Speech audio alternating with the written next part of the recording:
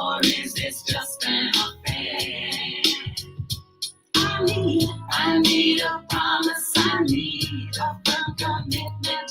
I need to let you know what you mean to me. Are you sure? Are you sure that you love me? Are you sure? Are you sure that you need me? Are you sure? Are you sure that you want me? Are you sure? Are you sure? Are you sure that you love me? Are you sure that you need me? Are you sure? Are you sure that you love me? Are you sure? Are you sure? Are you sure? Are you sure? Are you sure? Lifetime is a long time.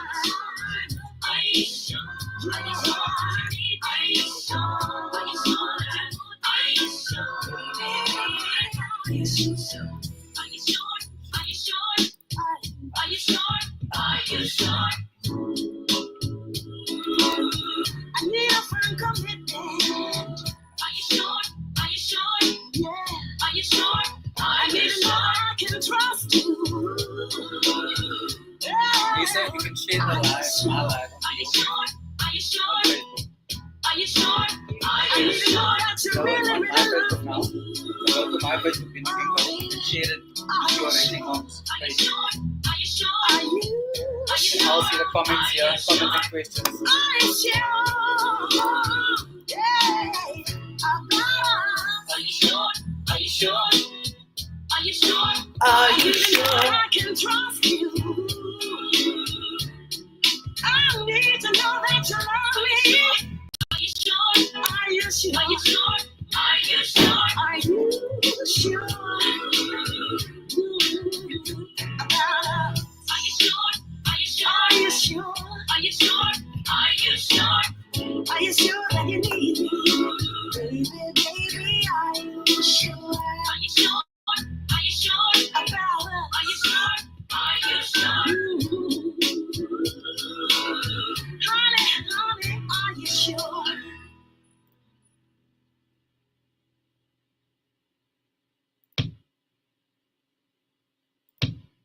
So you ready to go?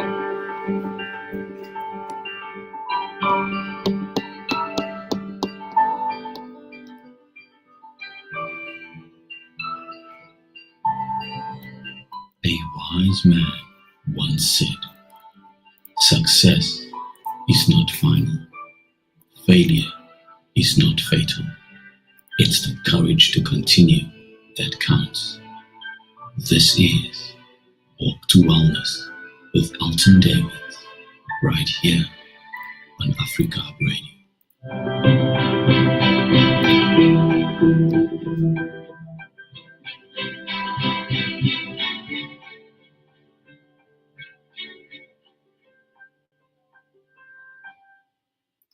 Good evening and welcome. My name is Alton. Welcome to a Walk to Wellness on a Thursday evening, brought to you by All My Sports, the events and management and recovery and sports coaching business that helps athletes improve what they do, from beginners all the way to elite level sports persons, and look after wellness in a general space.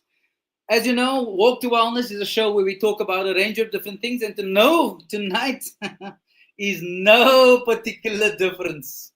Some of you are very interested in tonight's topic. I must tell you that there are numerous people who have spoken to me about this particular topic over various times, and tonight is no different. Tonight we're going to unpack menstruation and menopause. Oh, and some of you may think, what do I know about it? I'm a guy. You're right. I don't know much. I studied it a long time ago, so I know a little bit. But I have an expert in studio who's coming to share some of the knowledge with us, Mrs. Lisa Bloemetjie. Good evening and welcome. Good evening, sir. Thank you so much. How have you been? Long time no see. It's not so long, but yeah, it's alright. I've seen you like 3 weeks ago. Like really, occasionally we see each other at races and on golfing. Off golf days. Lisa's husband and I played football together when we were juniors, way back. Way back in the day. Way back. Yes. We're all welcome. Very Good. You? Good. all good. No new reasons to complain, as I always say, because today is a good day. Because we're here in studio and we're talking about wellness, and we're talking about topics that are close to your heart, close to my heart. 100%. Women's health, my biggest passion. So tell us who you are and how you fit into life. Okay, so my name is Lisa. I have a background in politics and media, but certainly do not practice in that any longer. That's a good thing, eh? Yes, I think so. Definitely. Because imagine you in politics right now. No. An advocate of a different sort. Yes. No. So my life took a certain very distinct turn around about the time that we had children. My husband and I, you know, so I mentioned his name. He said mention. No, definitely. And I mentioned his name, you know. So we took a while, but we eventually had kids, and when we did have kids, we had them quickly. Oh yeah. How many do you have? We have 4. Yes, that's right, 4. Yeah. But did we plan to have 4? Certainly not. Although I can say to you that when we first got married, Julio said to me, "I'd love to have 6." I said, "What?" He said 6. I said, "Okay, well, we'll see how that pans out." You see, when we were growing up at the soccer field, there was an ad with a gazinted sextet. Don't you remember that? It was 6 kids on a bicycle. All right. Remember that ad? So you thought this would be a correct. thing. Yes. Okay, I don't know, but you know what? One thing I can say, there's power in the spoken word, because essentially we do have 6. We lost 2. I had 2 miscarriages. Yep. So we have 2 babies in heaven. We say that all the time. But so be careful what you say. That's For what sure. I always say. For sure. But yeah, we had 4 children pretty quickly. About 4 years or 5 years into our marriage, and by the time my youngest was born, so by the time we had 3 already, and the 4th one was born, I had 4 children 4 years and under. Sure. Okay. That's a full-time job. That is more than a full-time. That's many people's jobs. Yeah. True story. True story. I'm lucky with my 2, you know, and they are 4 years apart, so I had a breathing space at least. But you see, when I had those children, and bless them, and I know they're listening to me now and watching me, we didn't necessarily plan it. As I said, we had twins in the middle there. So that's how we got to 4, okay? Because we had Jessica, and then by the time Jess was just over 2, we had Michael and Daniel, the twins. In between Jess and the twins, I had that one miscarriage. Yes. And I've got to mention all of this because it forms part of the story as to why I find myself 100%. In the place I am now. So had Jess. And people tell you, ladies, that when you're breastfeeding, generally you can't fall pregnant. That's a lie. Really? You have that window, you know, you have a 9-month period when the baby is born. Thereafter, within 3 weeks, you start menstruating again, which people don't know. They don't realize that you actually start ovulating. Yes. And so, yes, so I felt pregnant. Jess was probably about 9 months old by the time I was pregnant. That baby, I lost pretty quickly. It wasn't, something that. I'm going to interject you often. So, do you think that is as a result of your uterus and your lining not fully recovered yet? Absolutely, I think so. I think my body definitely wasn't ready for that pregnancy. Yeah. And your body is a beautiful thing. And it's designed, yes, as females, our bodies are designed to create life. Yep. And to sustain life. And as human beings, our bodies are designed to keep us alive. Absolutely. You're welcome to jump onto the WhatsApp lines, +27 if you're outside of South Africa, 0692549543, in studio WhatsApp. Or if you're tuned in on Facebook, YouTube, or Insta, drop us a comment, join the conversation. Lisa, one of my fellow presenters, Jules, also had miscarriages. Let's park there for a minute. We've got 2 hours to engage in these topics. So what was that like for you, breastfeeding, and A, knowing you're pregnant, and B, losing a fetus? What went through your mind? How did Julio take it? How did the family around you receive it? Firstly, it must have been a shock that you're pregnant so soon. Absolutely. It was a massive shock. Yeah. It wasn't, certainly something we planned to have. And then it took me a while, I think, even to to kind of come to terms with what was Mm. happening. And actually, this is what I remember. I did carry that baby longer. It used to be in my head. That baby I carried to about 16 weeks. So by that stage, ladies will know, you start feeling movement. Those popcorn bubbles that is happening in your tummy, you can feel this baby moving. That's an interesting analogy. Popcorn bubbles. It's just like a little pop, like thing in your tummy. Okay. Right, so you feel this baby. And then what happened? And you said, coming back to what Julia was thinking, he was thinking, sherbet. Like, what happened? Yeah, like hello. Hello. We just there. Baba. And Yeah. now we're gonna have another Baba. So we're like, okay, cool, this is fine. And I was so far I had gone to the gynae, everything was fine. And then one day I stopped feeling movement. And sure, I'm gonna be very, very intimate now. 100%. I'm gonna be vulnerable with a whole bunch of Thank people you. right now. Thank you for doing that. So I fell in the shower one day on my stomach. I was alone, and I remember thinking, and I mean, I was early days. Didn't think, thought it was a bit of a hard fall, but didn't go. And then a while later, the movement stopped. And I remember that day saying to Jules, I think there's something wrong with the baby, and we should go to the doctor. And that was the Sunday, and I remember distinctly going to the gynae the Monday. And even my gynae said, don't be silly. Your body's designed to protect this, Baba. Because you got the fluid, amniotic fluid, and everything else. It's still early days, you know, we're really not that far. So surely, you know, this is fine, and I had a successful pregnancy with Jess. This should be okay.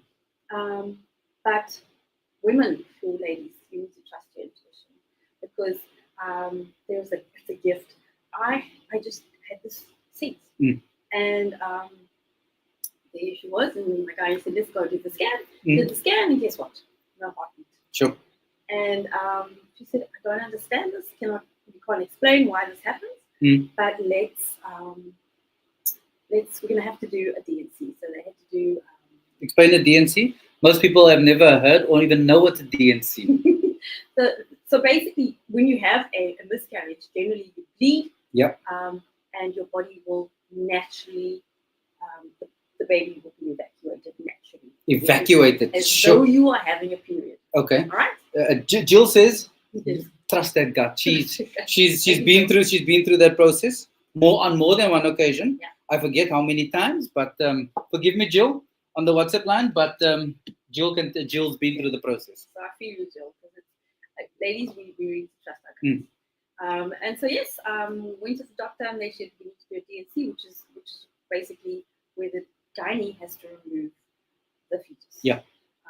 And mine was almost an hour and more that it took to remove this. Was quite a developed baby, and my body wasn't willing to let go of it. And so coming home from that, I remember feeling very numb. It probably took me a year. Numb in terms of emotionally, not physically numb. Yeah. Just emotionally numb. People were saying, "Are you alright?" I remember people coming to visit, friends coming to visit, my best friend and her husband coming to visit. I remember the look on their faces. They looked so shocked and like sad. And I remember thinking, sure, I felt nothing. Jill says on the WhatsApp line she's miscarried 5 times. Oh, Jill. Oh my goodness.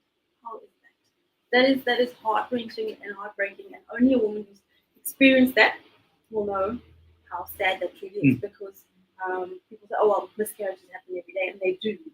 But until it happens to you, 100%. You have no idea the loss. And from a male's perspective, from Jill's perspective, because we often only talk about the woman, how she experienced it, but he contributed as well. It's his flesh and blood. And he has a baby. He has a child, so 100%. he knows what it is to have this life, have created this Yeah. life, brought it into the world, and then have this thing taken away. Now, because we've been making plans already. For sure. We've been planning what it's going to be like. So what it was like for him was absolute grief. You have to go through the grieving process. You lost a child. For sure. And it's a real thing. And I think parents who experience this, we need to give them space and time to breathe as though they had birthed that child. For sure. So it's an essential thing. And people also don't realize that you actually have to have a funeral for this fetus, because it's a human being. It's already formed. As small as the coffin may be, you still got to go through that entire process, which most people don't even take into account. No. They just, oh, shame she lost the baby. Let's move on. No. But they don't realize about the intangibles behind it.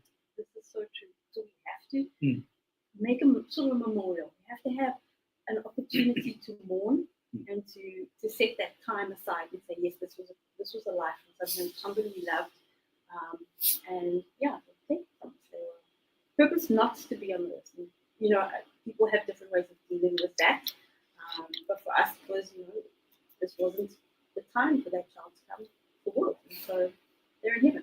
We call it our rainbow day. And was there a lesson in there for you, do you think? Because I like to unpack and look at it from a different perspective. Things happen in life for a reason. Absolutely. So from your family's perspective, what do you think was the reason? Have you debated this or thought about this? I certainly have. I mean, as I said, the reason why I'm sharing this and being vulnerable about it is because it is part of the journey that I was on and needed to go on in order to get to the place where I am now, having started my own business as a wellness coach, as a woman, focusing on women's health. How did I get there? It was because of this journey of business. For sure. And I'm an absolute believer that everything happens to us for a reason. Nothing is just by coincidence. And no matter, even when we're in the storm, when things get really rough, I believe that we have to believe that there's purpose in it. For sure. And that too shall pass. But in that moment, what is it that we can learn? What's the lesson? What's the lesson? Because if you don't learn the lesson, it's just going to make a U-turn and come back, and you're going to come back until you've learned that lesson. Absolutely. And also that some big things are called of you when those lessons are really hard. For sure. And I guess you can take some solace in that at times, or you can take some courage from that and say, okay, there's something big coming up. For sure. If you've just tuned in to Walk to Wellness, you're joined in studio by Lisa Blumeke sharing her story firstly, and then we're going to unpack menstruation and menopause and a whole lot more. All that kind of stuff. So you had Jess, and then you had a rainbow baby, Then and I then had a rainbow baby, and then I felt pregnant again. And yeah, I was like, okay, right. and at that point you were still working for F&B, if I remember correctly. No, man, I was working for Woolworths. Was it Woolworths? Why did I think you worked for F&B for some other reason? Why? Okay, never mind. Woolworths. Great, fantastic. Let's not get into that conversation. I've got some interesting stories about there, but So before that, I was working for Parliament. Remember? yes, sir. Oh, yes, that's right. That's So that was exciting. But then had Jess worked in Parliament, and then had the twins. So we found out we were pregnant, and you know, when you're 6 weeks along, you find that you're pregnant. You're pregnant. You don't know it's twins. But because I had had the history of the miscarriage, it was something that my pregnancy was something that she was monitoring closely, and I started spotting earlier on in that pregnancy. what does that mean for us clever people? It's Some of us who may not know what spotting is. It's you're having a little look. It's like a little period, but it's not a period. It's just a little bit of blood. All right. Yeah, on your panty liner. On your underwear, Yeah. you're seeing a little bit of blood, and when you're pregnant, that's something you don't want. For sure. That's a dangerous sign. And so picked up the phone, the guy immediately. She said, can't see you now, but come through to Morgan and Partners in the hospital. Let them do the scan. I'll come down. I remember going into to Vincent Colossi, phone Jules, but I went through. He couldn't be there, but he came through at the same time. But by the time I was already in whatever that room is, where they were doing the scan, Jules popped in. But just before he came into the room, the doctor is doing the scan. Yep. The doctor's there. There are nurses there. There are two nurses there. And the doctor's looking, and the nurses are looking. And I'm like, dude, it's a scan. I see the heart. I can see movement, so I know this is okay. Yeah. Because we had a baby. I know this is fine. But they're like, and they're like whispering. Yeah. I'm like, Just tell me. I'm like, Because you're like anxious. What's going on? Because when we don't want police spotting, and now you're telling me, and now you're looking and talking about yourself, and he calls in the nurse, and they agree and they shake hands. He says, Mum, do you see a heartbeat here? I said, yes, I see the heartbeat. It's strong. It's fantastic. He said, but look here, do you see another heartbeat? Oh. And he says, yeah, it's twins. I'm like, oh my gosh. I just like start crying. And what's the age gap between Jess and the twins? Oh, at that point. At that point, Jess is almost 2 years. Okay. Almost 2 years. Almost 2. And so, we came to backtrack because before the twins were born, I had another miscarriage. Really? So the miscarriage happened between Jess and the twins. That was a quick one because I was just over 6 weeks along when I lost that other baby. But that was maybe by the time Jess was over a year. Just Joe makes a comment on the WhatsApp line on 069-254-9543. Spotting can mean many things. That the fetus attached to the uterus. However, spotting and back pain is a huge problem. Don't take it for granted. Go to the doctor. Absolutely. Do not pass begin. Do not collect 200 rand. Go directly. Absolutely. Which is why when you see a little bit of blood, you feel there's something off. And again, trust your intuition. 100%. You've got to pick up the phone.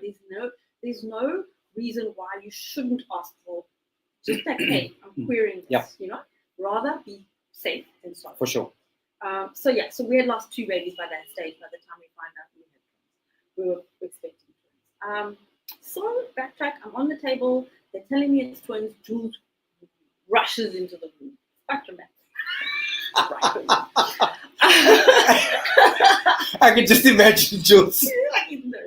I am at this stage crying because I just realized I lost 2 babies, but guess what? You got 2 in the 2. And this is like it's a gift, and so I'm crying because I'm joyous and I'm relieved. My husband, of course, does not understand this.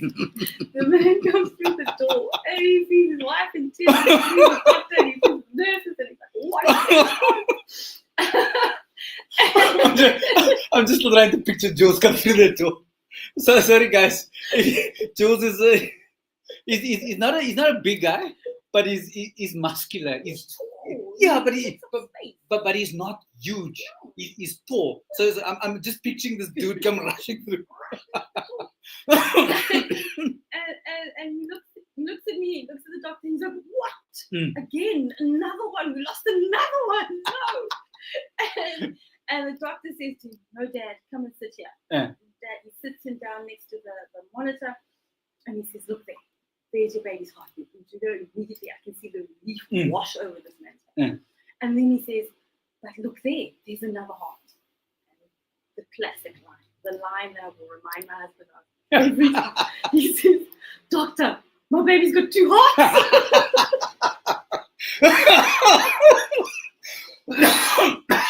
So we're always like, no, they're twins. Oh my God. And his face just like, OMG. And then he started crying. And so we were all just crying.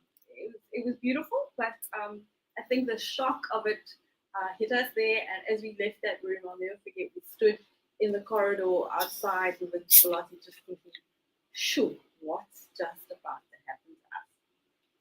Not realizing the road we were going to go down. But super grateful for it. Super grateful for it.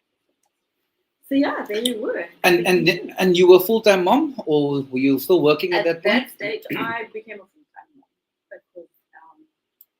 Because we also then found out soon is that we fell into the category of what we call the highest risk of twin pregnancy, because only 1% of twin pregnancies fall into this category where they're identical and they feed off 1%. Sure. So they're fighting between each other for life. Yeah. And there are many cases where identicals in one placenta, the one baby will take more nutrients than the other, and as a result, the one baby will pass. I'm going to give Lisa a break because we spoke about a lot, but particularly because we spoke about Rainbow Kids. I'm going to play a song by Eric Clapton called Tears in Heaven. Don't go anywhere. Stay right there. We'll be right back.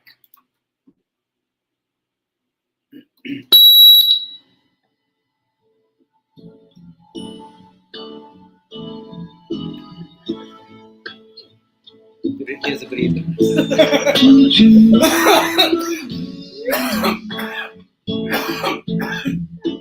If I saw you in heaven. And my dad loved this song. My ears are so soothing. You open that door. I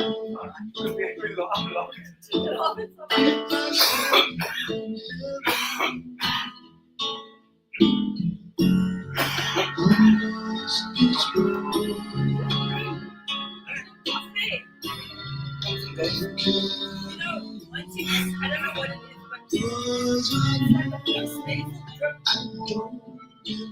No, I've had this now for 3 weeks. 4 weeks. The 4th week is golden comes. No, I had it when I went to Joburg. I got it to the 78th one. I just got shaken. I've taken meds and everything. Syrups and everything. Even I got coffee on that.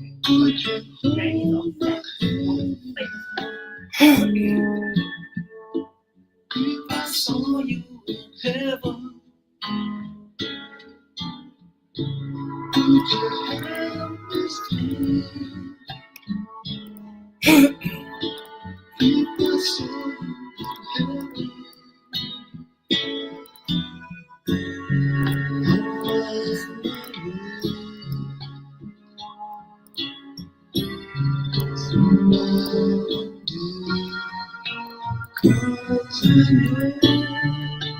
Just can't sleep.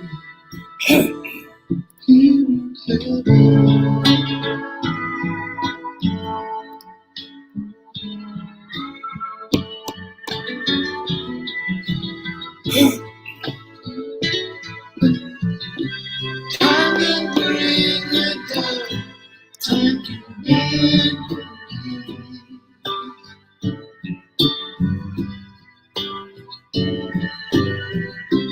Time can break the heart and you begging to.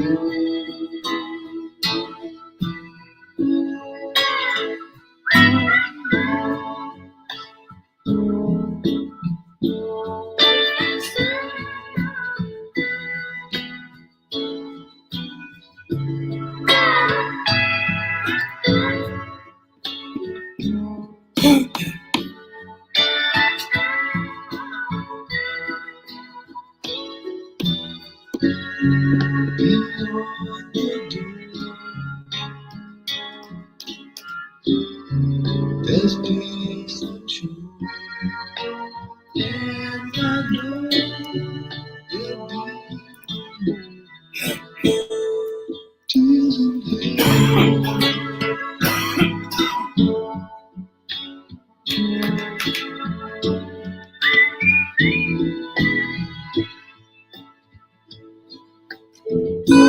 Would you know my name?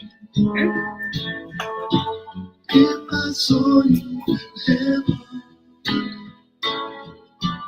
would you be the same? If I saw you ever, unless it's true, you can. 'Cause I know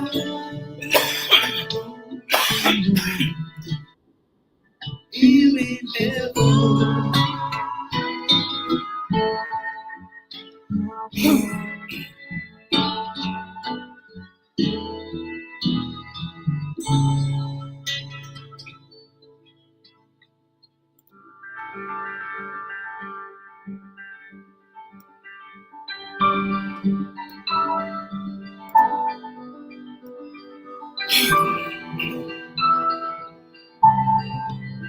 A wise man once said, "Success is not final. Failure is not fatal. It's the courage to continue that counts." This is Walk to Wellness with Alton David, right here on Africa Radio.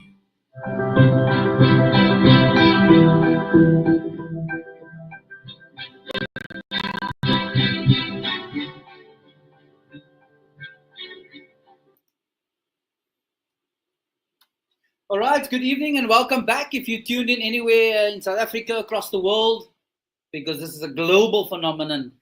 Internet radio it's slowly but surely growing. We've got over 200,000 listeners on Africa Up Radio. You're welcome to advertise. Contact our station of manager. Go on to africaup.co.za and definitely we can send you packages. My name's Alton. I'm the host of Walk to Wellness, brought to you by All My Sports SA. And we're joined in studio by wellness coach. Yeah. Get it right, get it right. Lisa Blumeke, telling us a little bit about her journey firstly, and then we're going to explore some interesting topics around menstruation and menopause, which I think we've perked the interest a little bit just by putting out the ad. I know there are lots of people who are tuned in because they want to share in this conversation. So Lisa, you've now told us that you've got 3 children. Shame. But wait, if you wait, there's more. Wait, there's more. Tell us about number 4. Okay. Mambo number 4. Number 4. So I'm pregnant with the twins. Have the twins. As I said, these are very high risk pregnancies. Scans. Yep. All the time. Anyway, have the beautiful boys, Michael and Daniel, and before they are a year. Yeah, they turn a year and 2 months. Mm-hmm. Yeah, Luke was born in April, a year and 2 months later. How's that even possible? A year and 2 months. Clearly, you have Jess. You fall pregnant. You lose the baby. Almost soon after that, you fall pregnant again. They have lose another baby. You then have twins, and then almost once the twins are not even out of diapers. No, they are in diapers. Look, the upside to all of this is you kept the tradition and you kept in the diaper mode one time. So when done, I'm done. This is the thing. I tell people this all the time. I did it. It was done, and you never had to go back. It was a long time though. Let me not guess how many years. Listen, And the amount of money we spent on diapers, Shoot. formula, and the amount of sleep we lost out. In particular, I think probably 4 years of broken sleep. 4 years of broken sleep. So yeah. So just on that, because you know, many of the listeners will know that I have an inquiring mind, as you do too. Yes. You know, Yes. some of the interesting conversations you and I have had over time. So do you think that men often leave the responsibility of the woman for the midnight feeding or get up? Because you talk about broken sleep, because she's at home, she must do it. I'm the man, I must go work. You know what I'm saying? Yeah. I think when you have twins, it's a different story because the boys were born prem. Didn't even talk about that. The twins were born prem because they were a high risk pregnancy. So they were born at 51 weeks. So they were in NICU in the neonatal ward for a month, almost 2 months. So babies learn, the in utero, the sucking reflux comes in just before they're born. But for the boys, when they were obviously they were more prem, that didn't happen. So they had to learn to suck. But for the first month, they were fed through a feeding tube through their nose, and they were in open incubators. So that was ridiculously stressful. So that's actually very important to mention because that then links back to where we're going. So imagine you have a baby. You've had babies. You've had a child before. You know the joy of having a baby and bringing it home, carrying it to term, bringing it home. I didn't get the joy of that with the twins because I had to leave them at the hospital and go back home where I had a toddler who needed me. And so I was driving from home to the hospital, to express. I was like a little couple. I was literally expressing at all hours of the day. At home or in hospital? At home and in hospital. Okay. But eventually I was expressing at home because, and I had to feed too. So I had to express enough to be able to take back to the hospital every day and feed and have more things for them, which I wasn't able to feed them. It went through these feeding tubes. So I'm going to ask you, you've again got my mind going on 2 different things. One, park the expressing. We're coming to that. My first question, because you put that first, is do you think that prem children have a different growth ability and maturity and a physical, what I call a physical literacy aspect, movement, versus a child carried to full term? I think they certainly have a fighting spirit. That's for sure. 100%.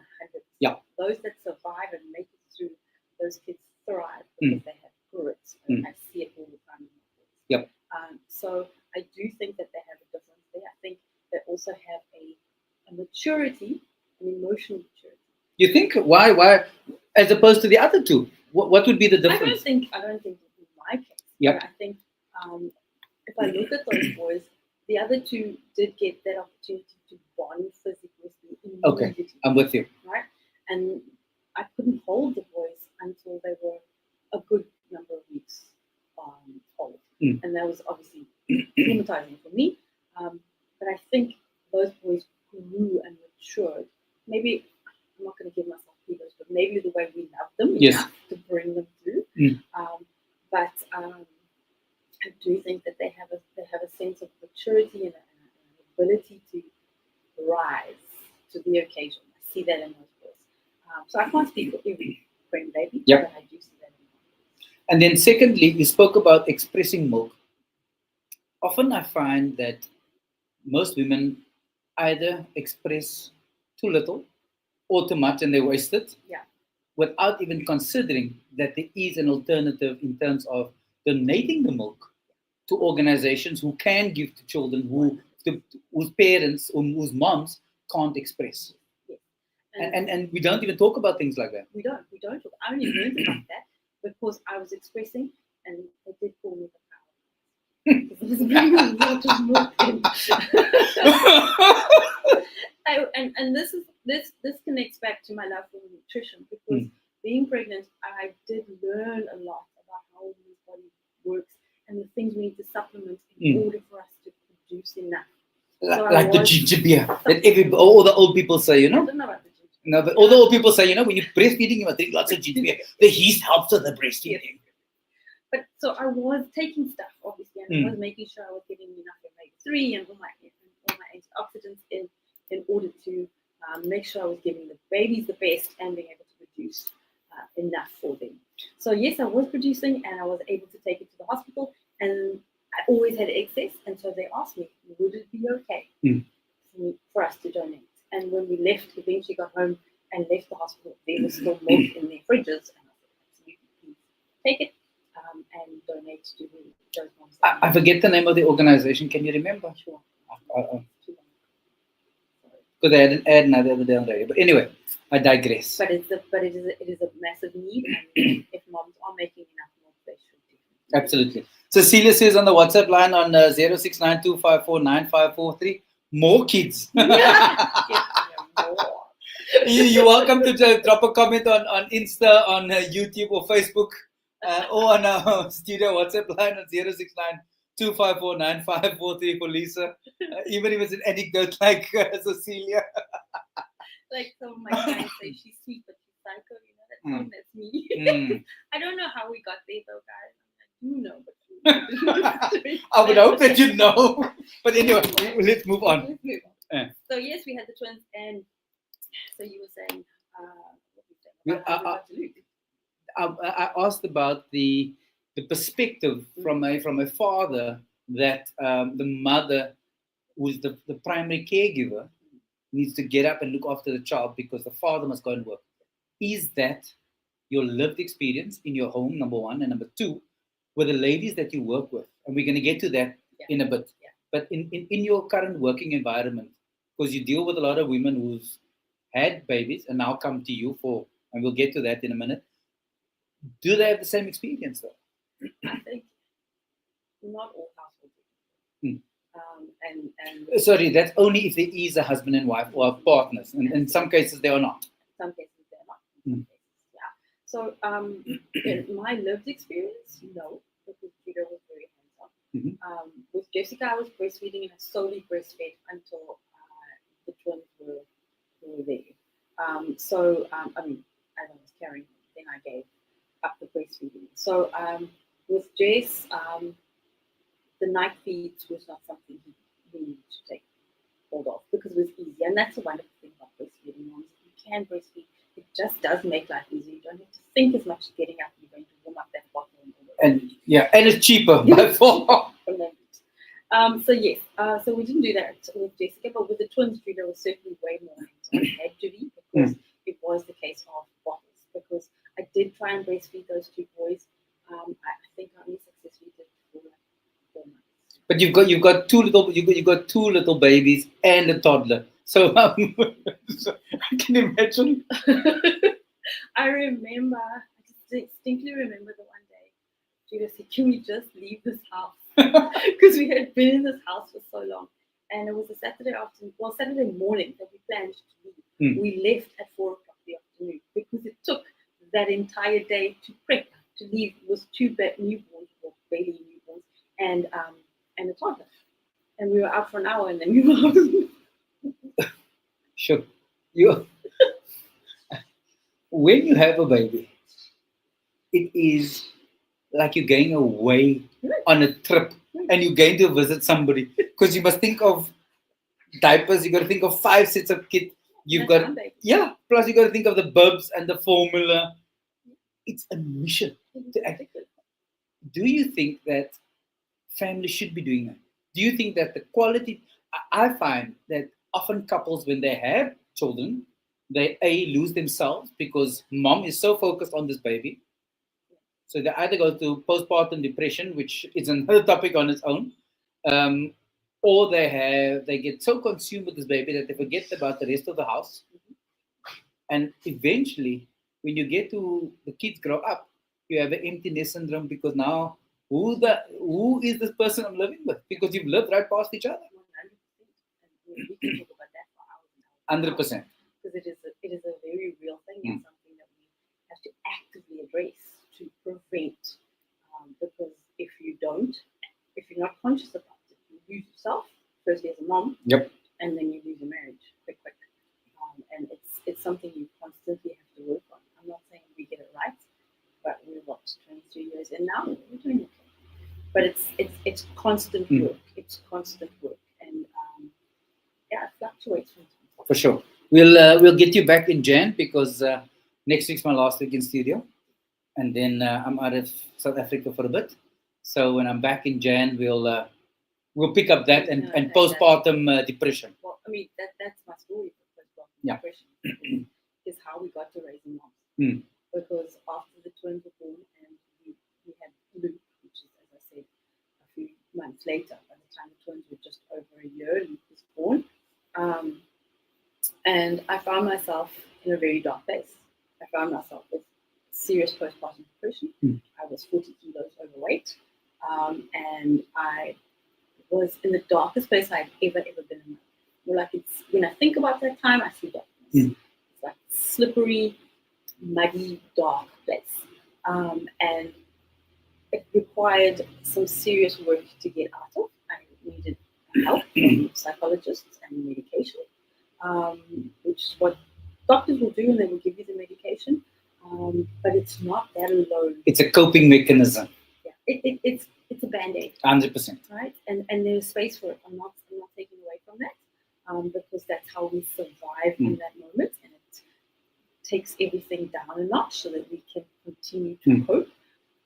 But it isn't the way that we heal. For sure. And if we're truly focused on our healing, then we need to look inward, and that takes courage.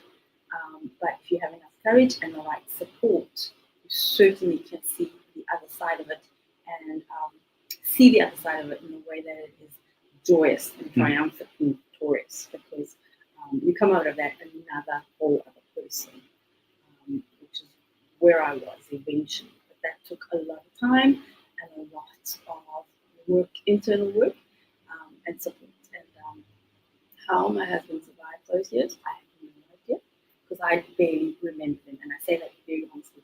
I have blacked out those dark years. Like, there's certain parts I remember of the children, there's certain parts of them being babies that I remember, and then there are things that I don't remember at all. Is that the time that you came to observatory? Or was that after that? Sure. That might be the time. Yeah, it was probably, I was coming out of it. By Okay. that time. So, and the show's taking a whole different turn, and Mm.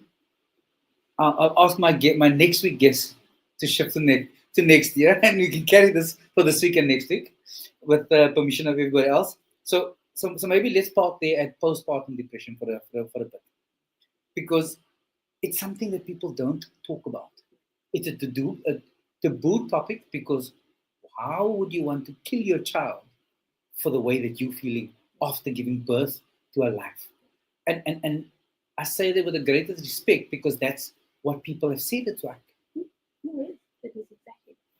I found myself in the darkest place, and I say this, and my children have heard this before, and I've been cautious to say this so that people understand, because, like you say, if you have never been there, you will not understand how one would feel and how desperate you are.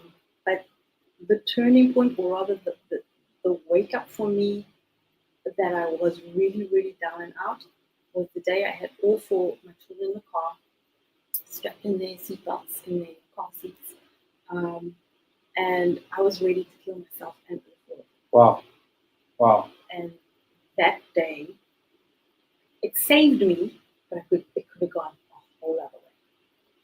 If you're listening, you're welcome to jump on the WhatsApp lines +27069 254 9543 on Insta, on YouTube, on Facebook. Show Lisa some love. Show Lisa some love. Yeah, that was rough. That was super, super rough. And sure, I love those kids. What was the turning point that caused you not to? Because interestingly, last week Thursday, a woman committed suicide in the road behind me. A family was out. She took her husband's gun, put it to her chest, and pulled the trigger. And I posted last week, and I said the toughest thing anybody does is committing suicide. It's the worst thing ever to do, because it takes a lot of guts to do that. It's not something that you take for granted. And people often say that if you commit suicide, you are selfish. Yeah. But you're not. You've come to the end of life where, in your head, you feel like there's no other escape. And that's exactly it. You're trapped. Yeah. And when I hear, and we'll come back to that, but when I hear a client or somebody of mine, a friend or a client say to me, I'm trapped, that for me piques I'm there. Yeah. I gotta be there, I gotta help you, because that's a sign. And when somebody tells you they feel stuck and they feel trapped, listen to them. For sure. Because they need an out. They need help. And if they don't have the support, and they don't have something that's giving them the wherewithal, the guts, and the courage to take another day, to step into another day, they may just end it. And that's a sad thing. But as I said, I love those four kids, and when I found myself in that place, it was because I didn't think I was going to be enough. I didn't believe I had it within me to be the mom I wanted to be for them, and the wife for my husband that I wanted to be. I didn't think I didn't have the courage to do it. I didn't have the energy to do it. I was finished. Yeah. Did you think did you feel overwhelmed because you had 4 children and everybody demanded a bit of your attention? Yes, 100. Also felt I'd lost 2 babies and it was completely unexplained, and For sure. had not processed the grief. I had not processed that. As I said, I felt numb after that first baby. And I can tell you now, I only completely healed from that first miscarriage about 4 years ago. Wow. And that's how many years later? Jessica's 20. Exactly. So we're talking about 15 years almost. Yeah. So grief and loss is something we have to process. And we, as moms, we are there for everybody. We are the carers, we are the nurturers, we are providing everything that the family needs in that moment, because yes, it is what we do, but it's almost as though we feel that we constantly have to be okay until it hits us one day and we're not okay. And if we don't take the time to care for ourselves and start to process whatever it is that's happening on the inside, effectively, we will find ourselves in a space at some point in time. I pray it's not that it's suicidal, but it's a dark place, it's a sad place, Yeah. it's a hopeless place. And we need to work before we get there. If you've just tuned in, we're chatting to Lisa Blumeke, and we are meant to have a conversation about menopause and menstruation, which, with Lisa's permission, we'll get to. Maybe not tonight. Maybe we will get there next week. But we're on a journey. We're on a journey unpacking life issues and challenges, from my perspective, that women need to hear from a woman. Absolutely. I think that's exactly why I started my business. But it's something that we think as women, having a baby is instinctive. We're supposed to know what to do. We're supposed to be able to do everything that it requires to be a mom. The time that child that newborn comes out. Guess what? We don't. Some women are maybe a little bit more in tune, but nobody knows. And the thing is, nobody tells us. Nobody tells us what to expect. When we're pregnant, nobody tells us what to expect. And every pregnancy is different. And then by the time that Baba comes home, nobody tells us. Good gracious, there could be colic. There could be all these other things that happen. And how do you take care of you while you're taking care of that baby?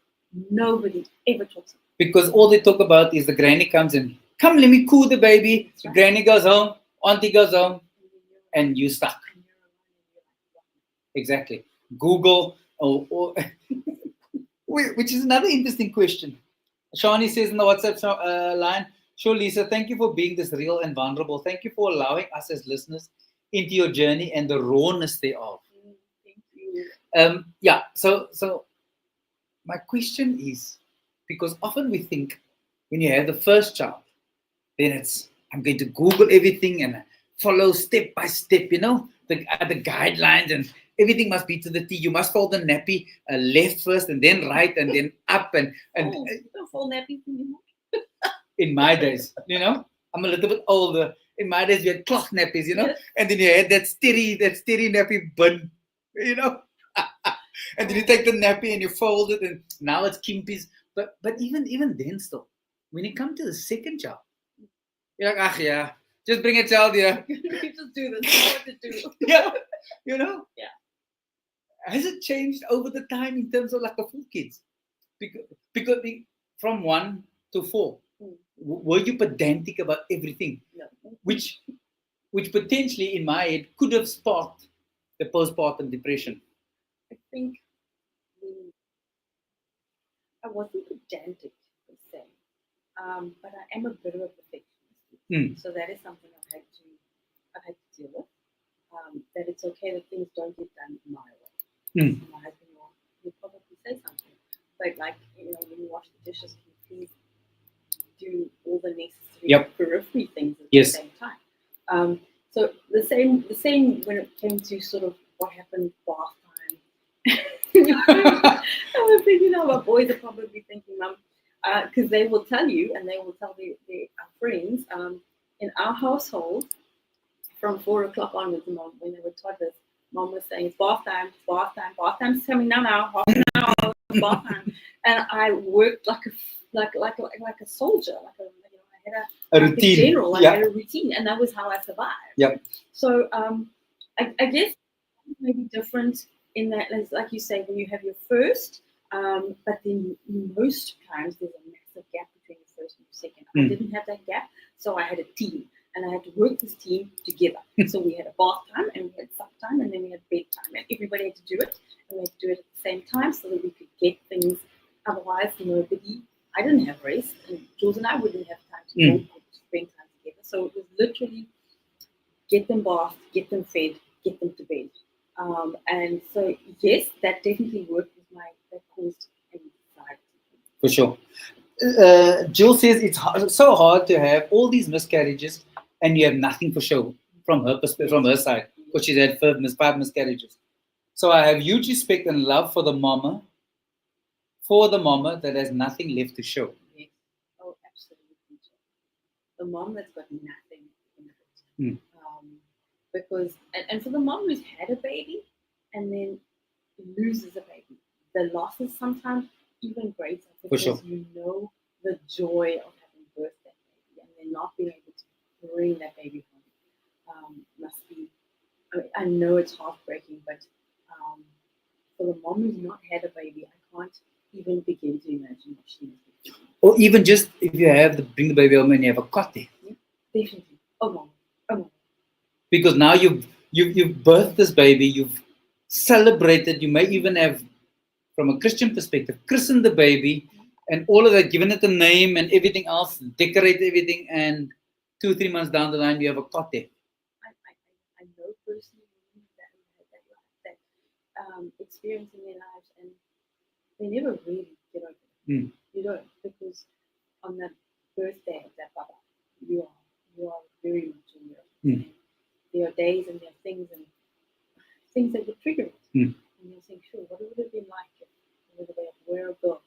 They'd be doing that right now. For sure. You know? For sure. And you're marking those days. Because it was a momentous day. And it was a life. For sure. A life that was part of your life. Mm. So it's significant. Yeah. We digress and we'll do this. Oh, we go forward and back all the time. Lisa and I have had these kinds of conversations where we move, we just go forward and back. So you've gone through this routine of postpartum depression. You've been through having medication to deal with it. You then come out into sport or exercise, not sport. There was a difference. It was a GSH. It was a GSH Absolutely.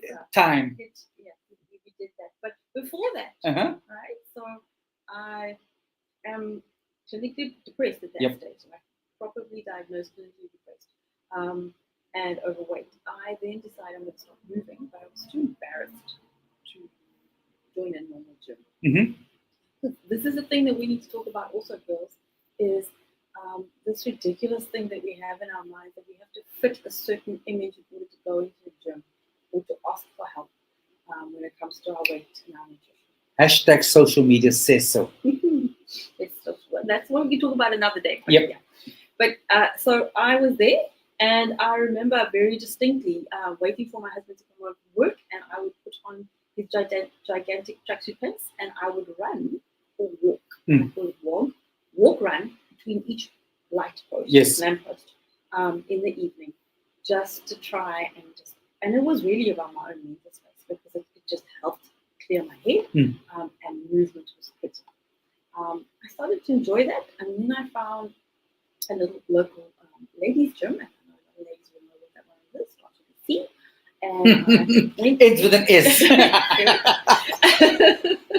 and I went there trying to find some help for just exercise. Just wanting to feel a bit better about my own self in my own skin.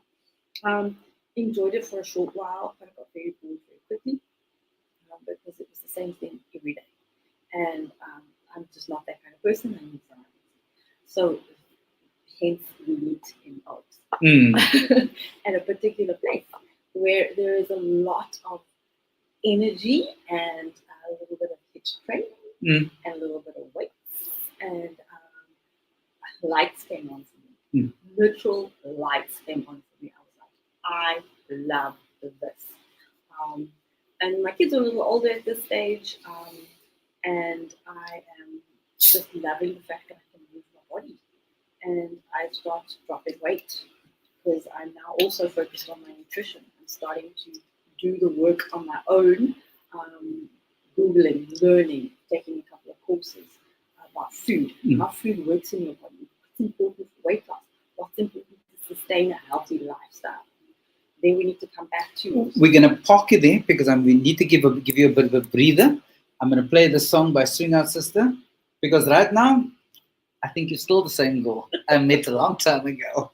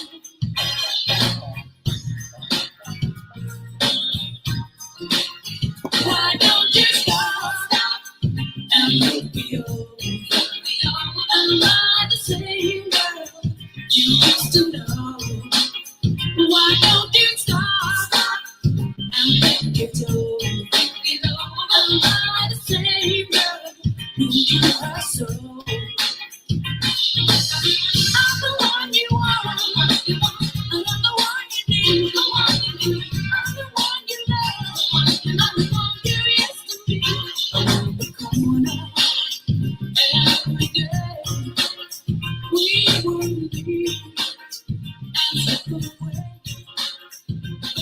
were much too young to love each other this way. And I'm the same girl. Yes, I am. Yes, I am. And I'm the same girl. Yes, I am. Yes, I am.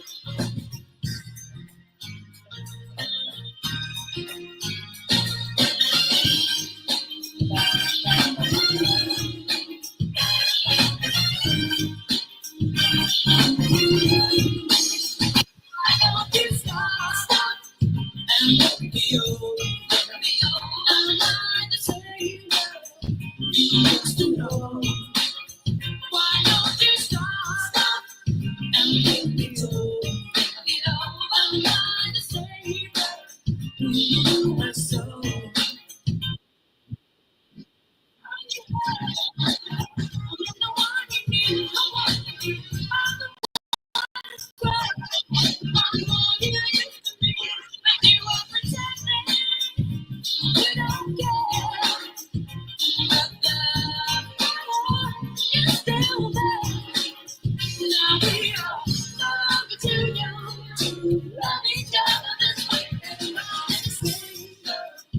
Yes, I am. Yes, I am. Yes, I am. Yes, I am. Yes, I am. Yes, I am. Yes, I am. Yes, I am.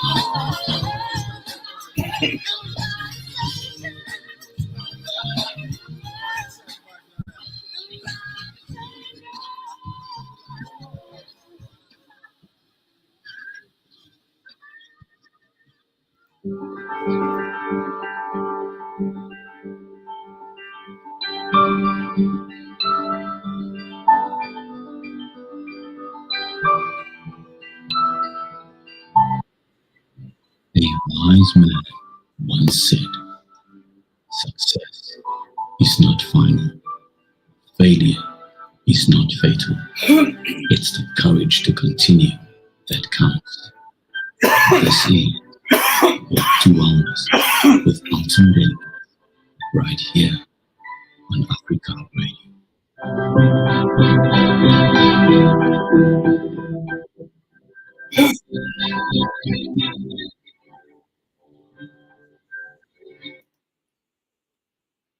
Right, welcome back to Walk to Wellness. My name is Alton. I'm the host of the show, sponsored by All My Sports SA. If you've just tuned in, you've missed the first hour of the show where we talk about a range of different things. And tonight we're talking about women's health broadly. We also just make the statement that even though you've been through a miscarriage, it doesn't negate the fact or it's different, significantly different from having a child and then losing a child because that loss is still real, irrespective. For people like Joe, who's had 5 miscarriages and gone through fertility treatments and have nothing to show for it. Mm. Psychological impact of that. Absolutely. Never been. I think without this experience, you need to have support and the journey with you. To be kind to, and you need to learn to be kind to yourself. Absolutely. You're welcome to drop a comment on +27069249543 on my Insta, YouTube, or Facebook, and join the conversation. Show Lisa some love. Have you had depression? Have you been through a miscarriage? We are going to talk for now. Menstruation, menopause. I know many of you are sitting there chomping at the bits, waiting for that, but we are moving in a. We're getting there. We're getting there. We didn't anticipate that getting there would. The idea was to do a helicopter view of Lisa first, and then we're going to delve into that. But we will get there, we promise. If not tonight, so next week in detail, we will unpack it because it's an interesting component and it's a conversation that is often not had. Absolutely. So going back to recap, you've had 4 children, you've lost 2, you've gone through postpartum depression, you still have a loving husband, thankfully. Thanks, Jules. Yes, yes, we're still there. We're now finding. Mm-hmm. So you need to know that when you have your brain as a woman, so I can say this to the guys. When you have a wife and you have a baby with her, once you have that baby, she's not the same person. Exactly, I'm not the same girl you used to know. When you see why I played that song in anticipation of where we were She's going. not the same girl no more. Welcome. She as much as she works, and loving you and loving your family, she needs to learn to love this new version of who she is. Because you've put on a few extra. You have put on some extra weight, but chemically having that weight has changed certain things in the way that your brain operates. And that's just the next moment about that in deep.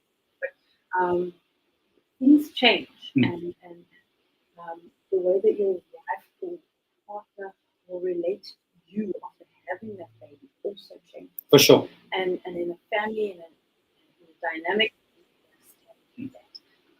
And like you say, you have a baby and everybody comes to look at the baby, but nobody looks at the mom.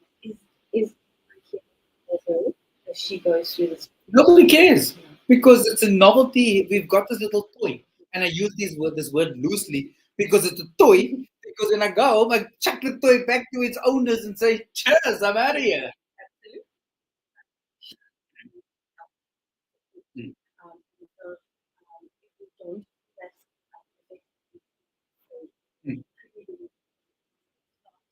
take care of our minds properly. For sure. And not just sort of like, oh, we've done a great job. I think that's a conversation that we need to have in depth, which is why I went on this journey and discovery for myself, understanding who I was. So come back to the exercise and nutrition. I started to realize I need to feed myself in order to survive. I need to take care of my body in order to survive. In the midst of all of this, another curveball. My father passes away. Sure. From diabetes, disease associated with diabetes, controlled for many years. My dad played a massive role in our family dynamic when kids were small because he was home and he was able to support me. Schools that at work, my dad would come over and look after the twins for the baby. So I'm breastfeeding Luke while taking the twins out for a walk in France. And Jessica's gone to Chris. Jessica's gone to Chris.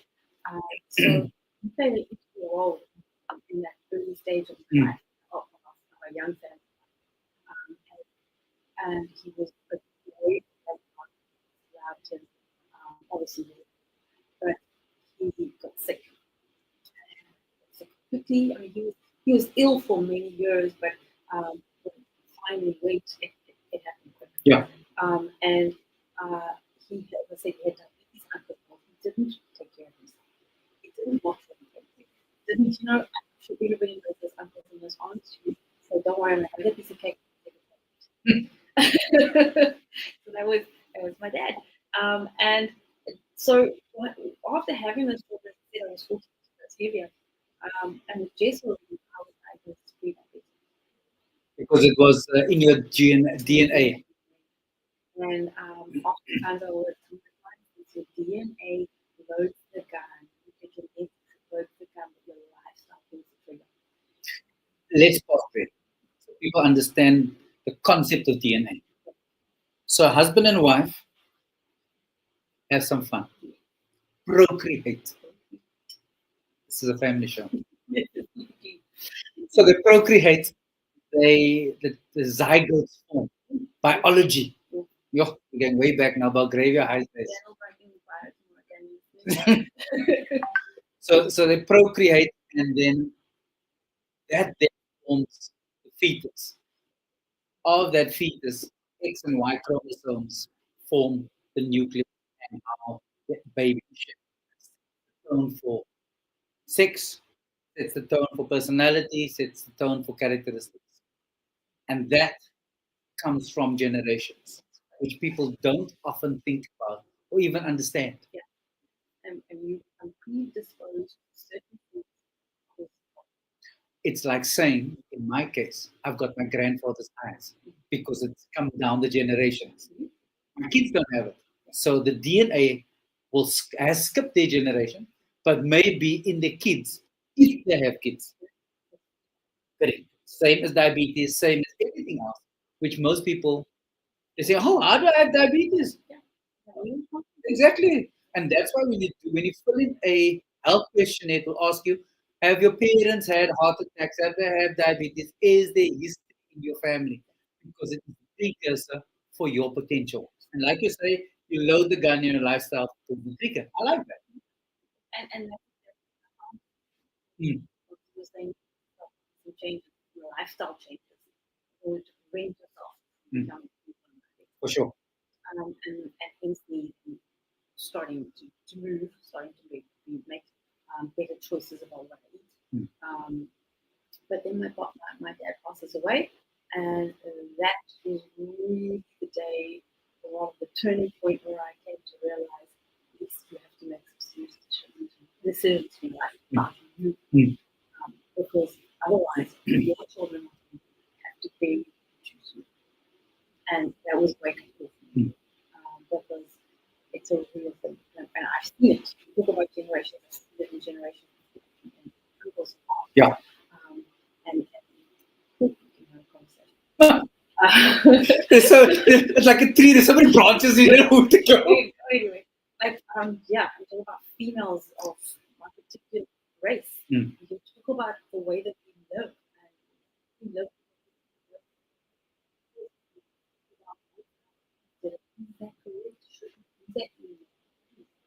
But anyway, so I found myself in that place and needed to change it since I got straight started doing exercise because I don't want my children to bury me too soon.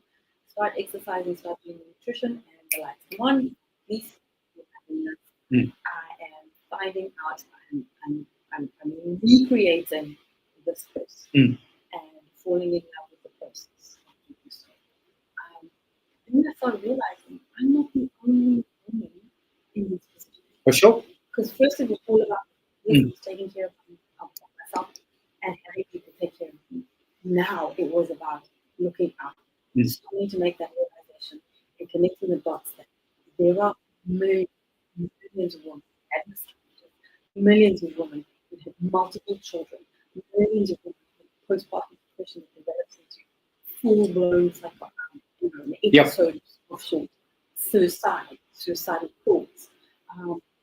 And all of us feel the same, alone, desperate, with no help.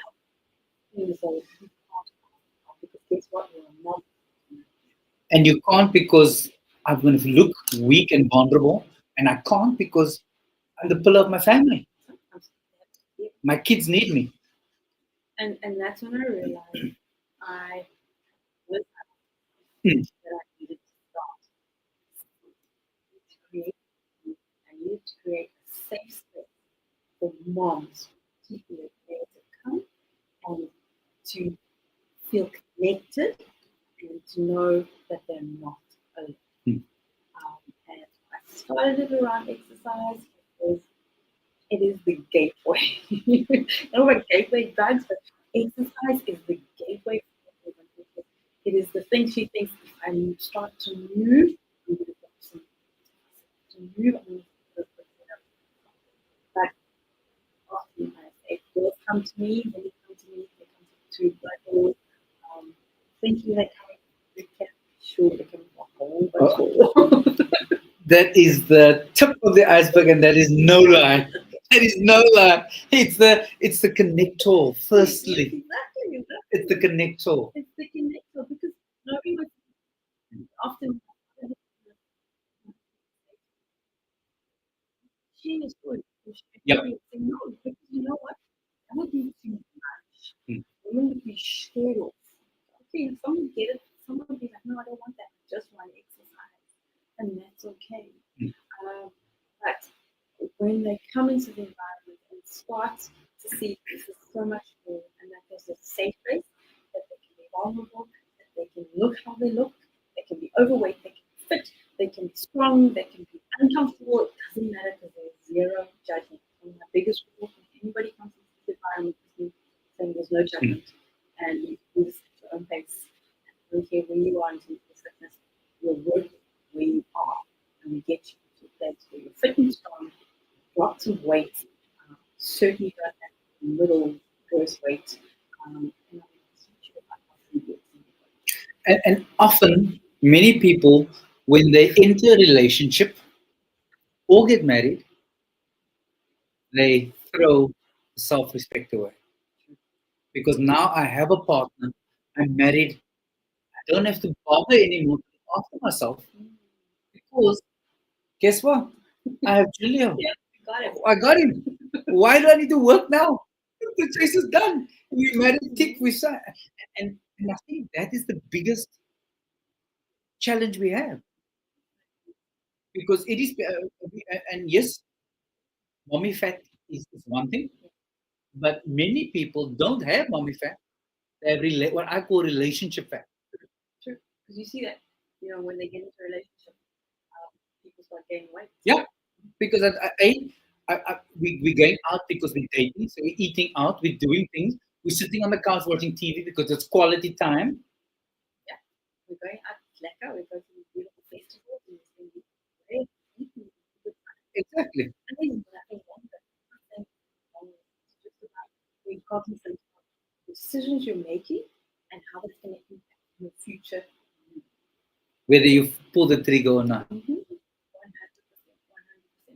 Coming back to what you're talking about in terms of, I think, women and guys just letting themselves go. Mm. I don't know, maybe it's certain pockets, I think, within society where you find that more prevalent than Yes. others. And it really comes back to when we find ourselves there and the lights come on, how that means something.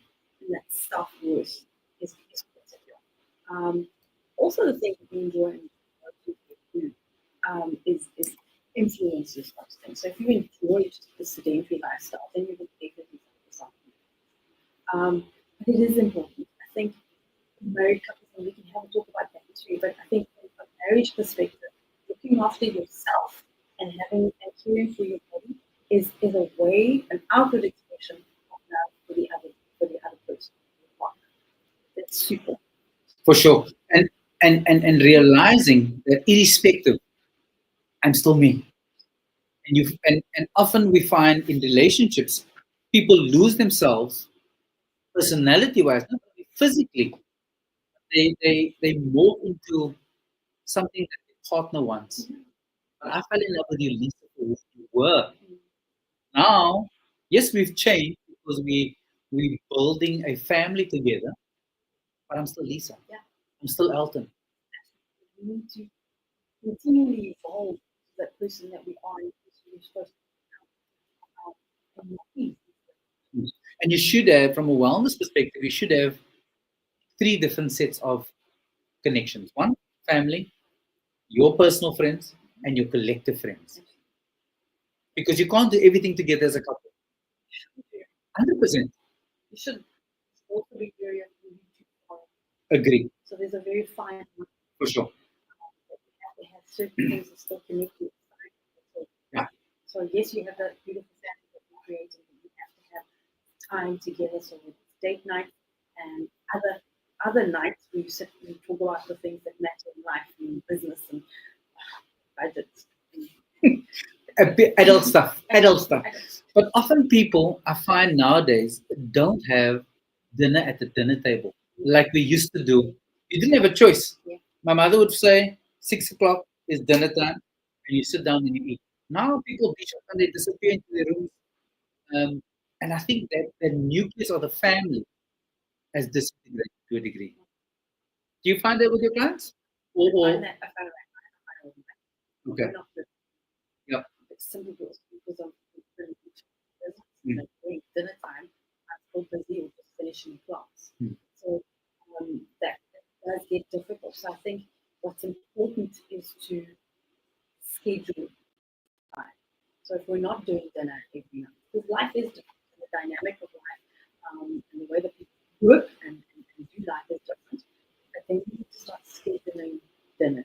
Mm. So 1 or 2 nights a week, which is critical. If you're not sitting around a table, schedule something else where you can connect as a family. That's good. So, For sure. We're going to take a musical break. We're going to play a song by Jimmy Messina, a song that I know that Lisa and Julia used to jazz to. I won't say where. It's just, I'll leave that to people's imagination. Don't go anywhere.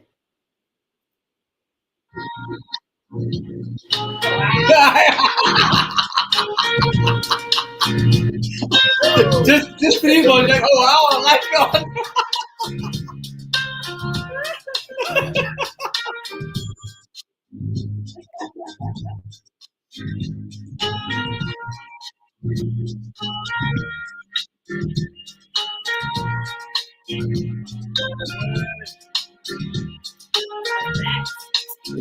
Way back in this year.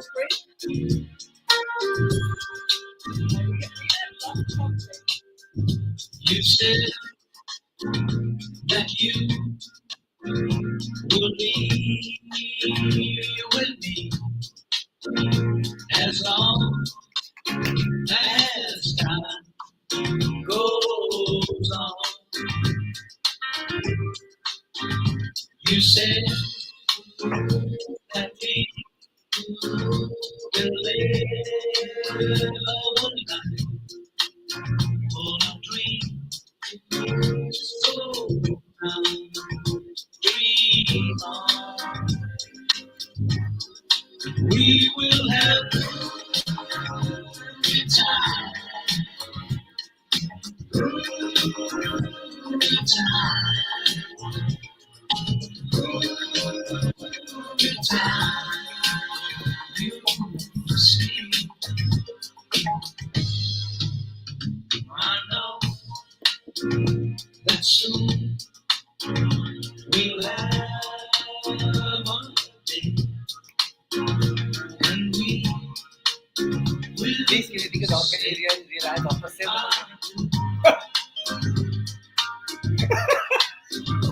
from that day on. I will give you and all my soul will belong to you. We will have good time. I will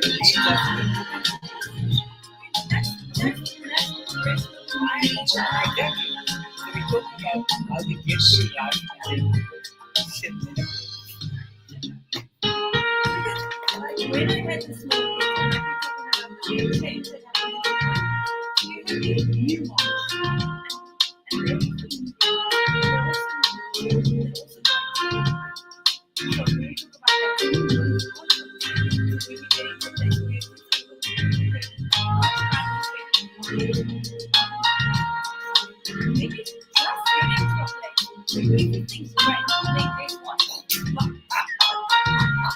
hello.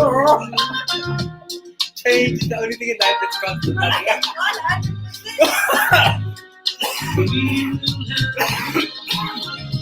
Good time.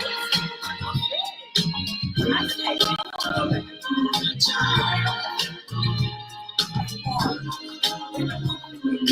Hard work. Good time.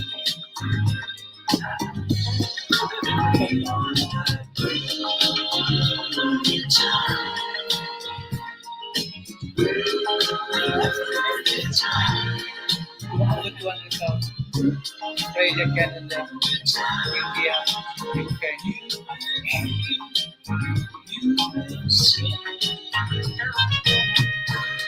New Zealand, big. Canada, big. USA, Germany.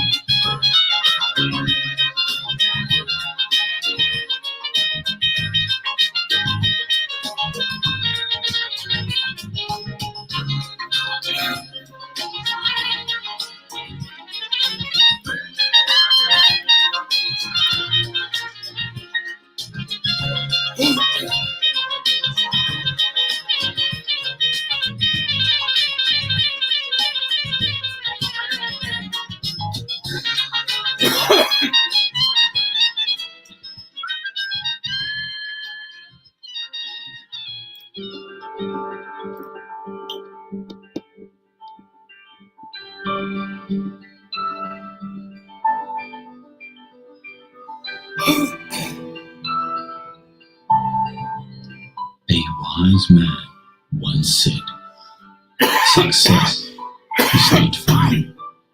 Failure is not fatal. It's the courage to continue that counts.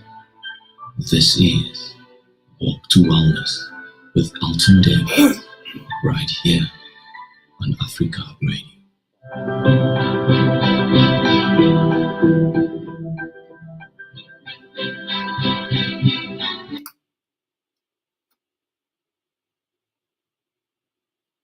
All right, if you've just tuned in, welcome, good evening, wherever you are in the world. This is Walk to Wellness on Africa Radio. My name is Alton Davis. I'm the host, brought to you by All My Sports SA. We're having a conversation with Lisa Blomeke around women's issues. And it sounds broad because that's exactly what it is.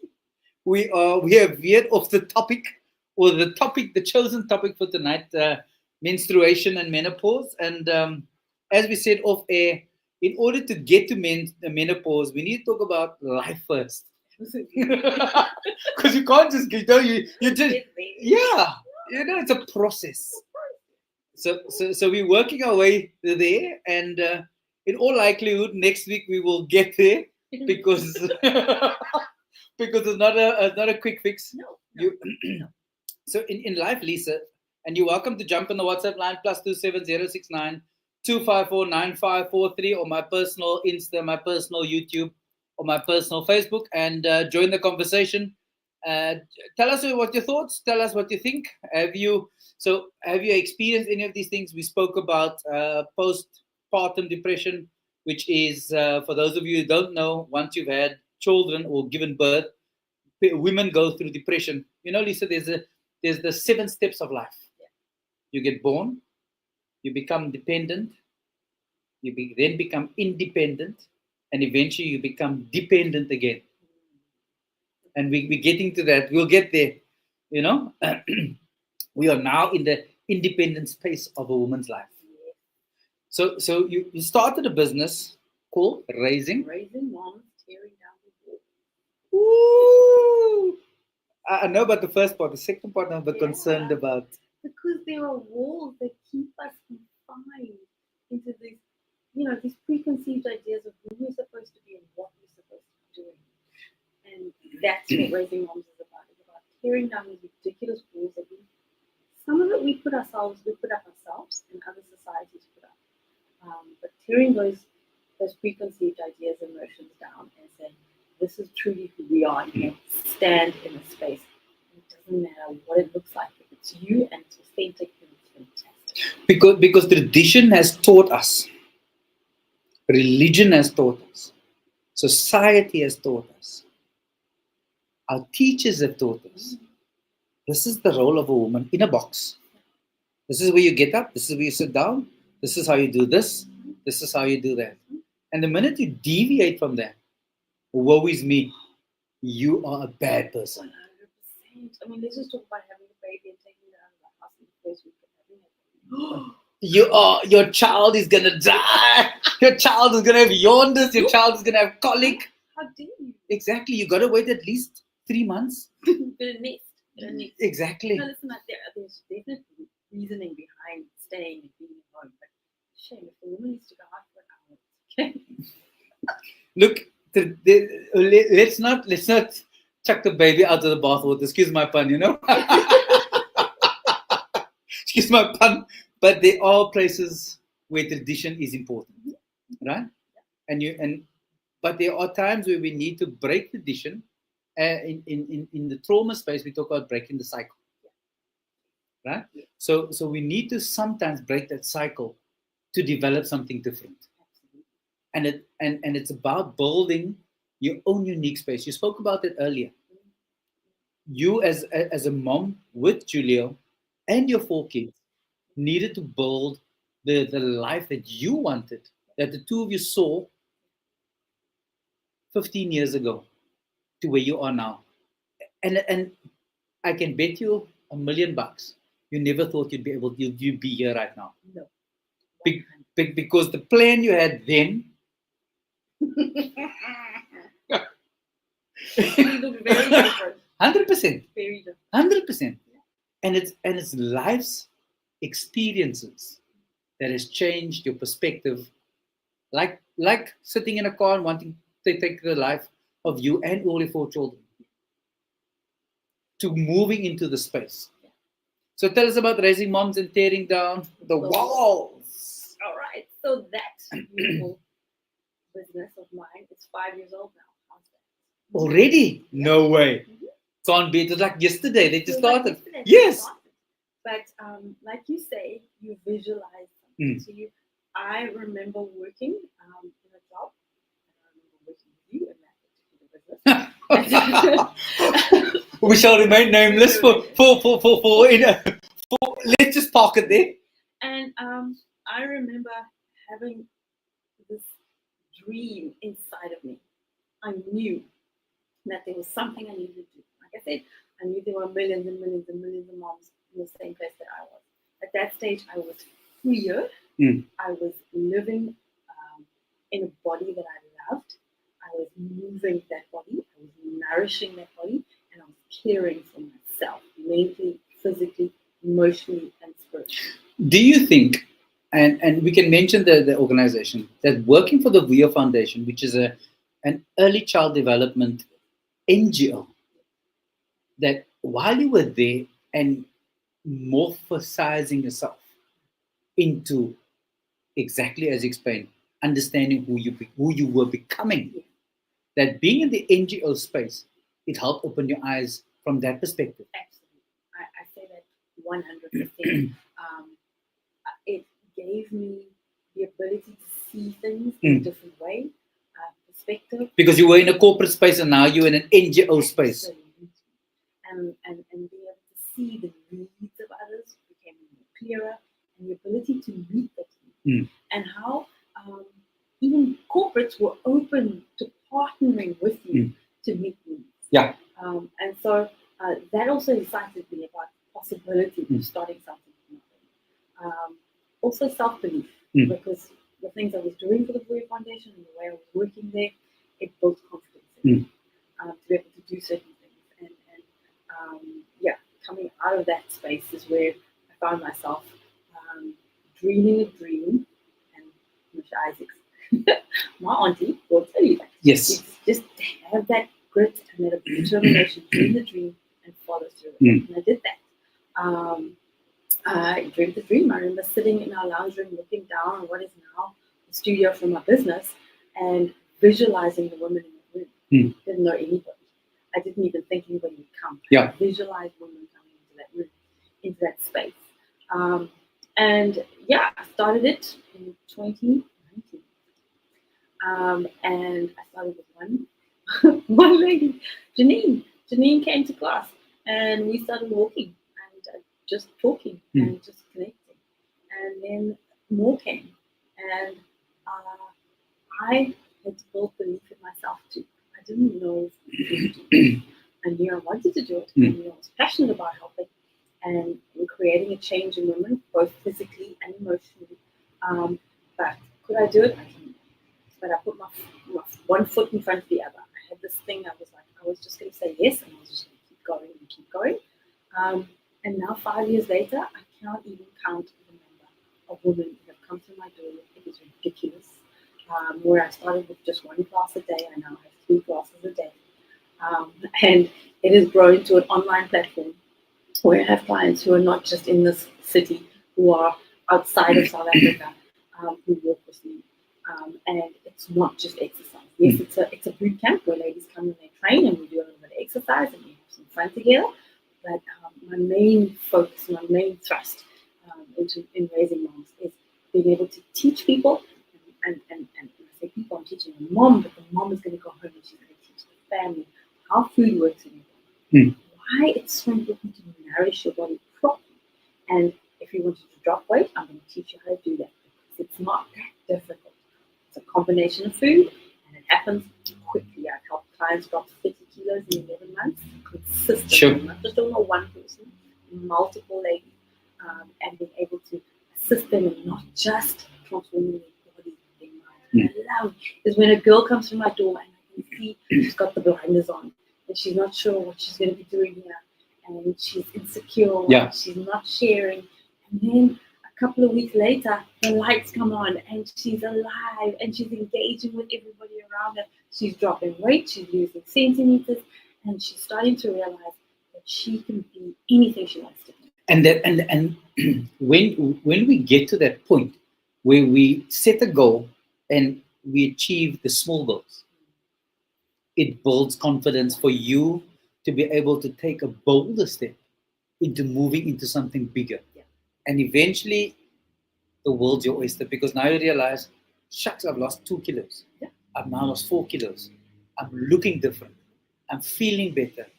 My self-confidence grows. That's exactly it. And I love the fact that I have clients who have achieved that. Some who didn't believe they could do things and now are doing it. One girl in particular, I'm going to mention her name. Her name's Catherine. Catherine came to my door. She dropped 30 kilos in just about 11 months. Sure. Well done, Catherine.